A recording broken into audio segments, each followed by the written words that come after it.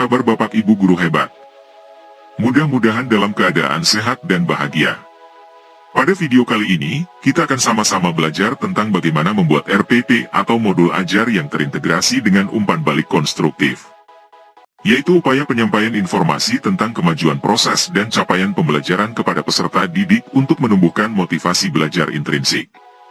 Sebelum melanjutkan videonya, kami berharap Bapak Ibu dapat mendukung channel ini dengan klik subscribe, like, komen dan share, agar channel ini dapat berkembang dan membantu Bapak Ibu guru dalam menyelesaikan kinerja PMM-nya.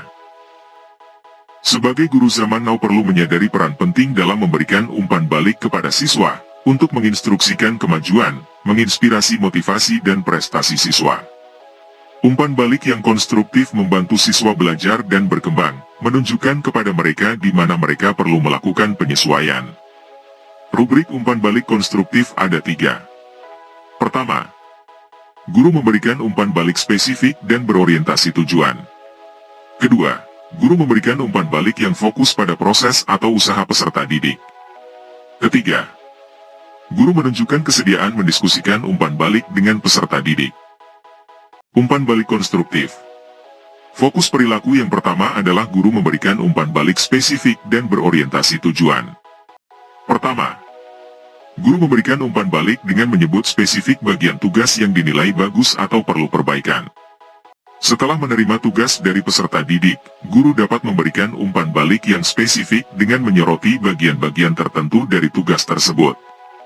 Misalnya, guru bisa mengatakan, saya senang dengan cara kamu menyusun kesimpulan, analisis kamu sudah bagus. Akan tetapi coba diperjelas lagi pada kesimpulan yang kamu buat ya.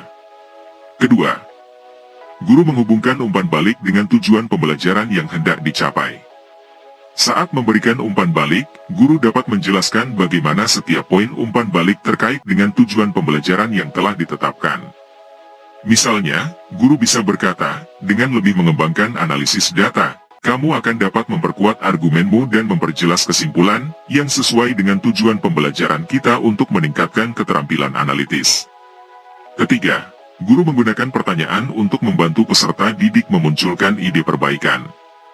Setelah memberikan umpan balik, guru dapat mengajukan pertanyaan kepada peserta didik untuk merangsang pemikiran kritis dan membantu mereka merumuskan ide perbaikan.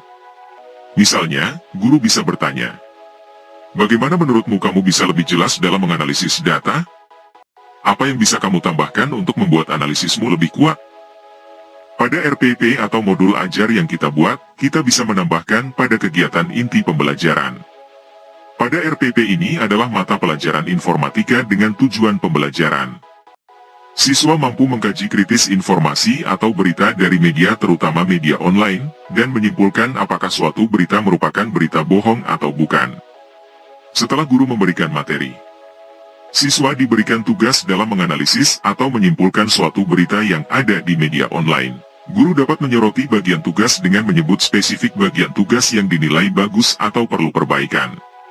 Guru juga dapat memberikan umpan balik dengan menghubungkan tujuan pembelajarannya.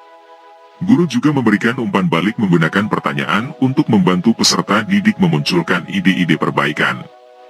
Ketiganya merupakan fokus perilaku guru memberikan umpan balik spesifik dan berorientasi pada tujuan. Umpan balik yang efektif adalah sebuah informasi tentang kinerja seseorang dalam kaitannya dengan tujuan tugas. Oleh karena itu, salah satu elemen kunci yang diperlukan dalam memberikan umpan balik kepada siswa adalah fokus pada tujuannya. Umpan balik konstruktif yang kedua. Guru memberikan umpan balik yang fokus pada proses atau usaha peserta didik.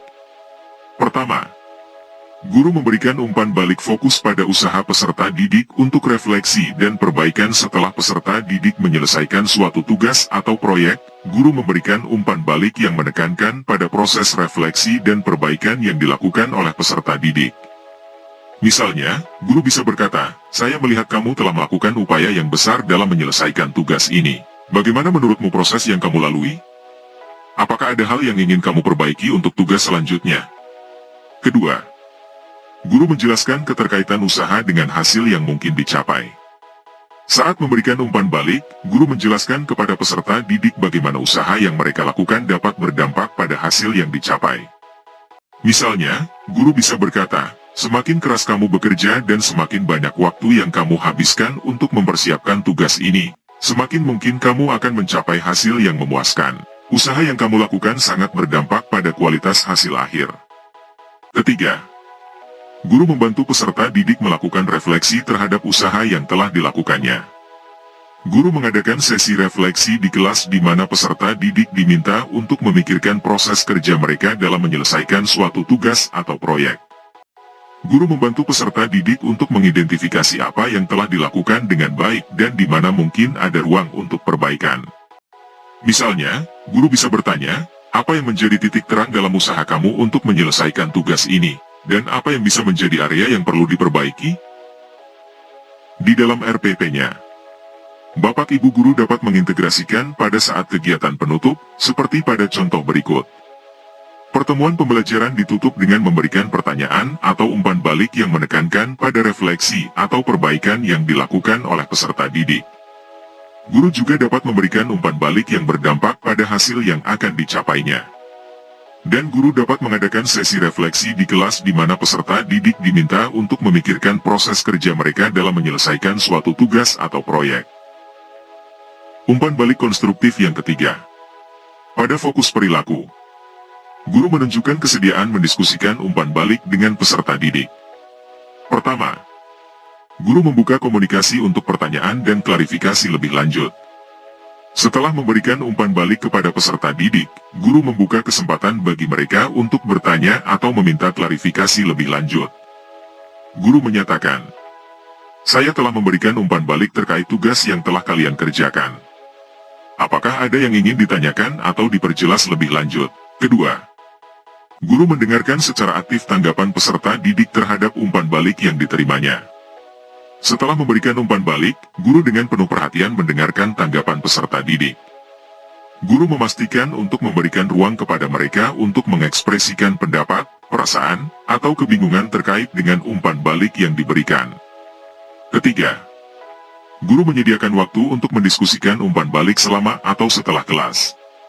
Guru menyediakan waktu dalam sesi pembelajaran untuk mendiskusikan umpan balik yang diberikan, atau mengatur waktu konsultasi di luar jam pelajaran untuk membahas umpan balik lebih lanjut secara individual atau kelompok. Guru menekankan pentingnya refleksi dan pemahaman terhadap umpan balik tersebut untuk meningkatkan kualitas belajar peserta didik. Pertimbangan saat memberikan umpan balik kepada siswa.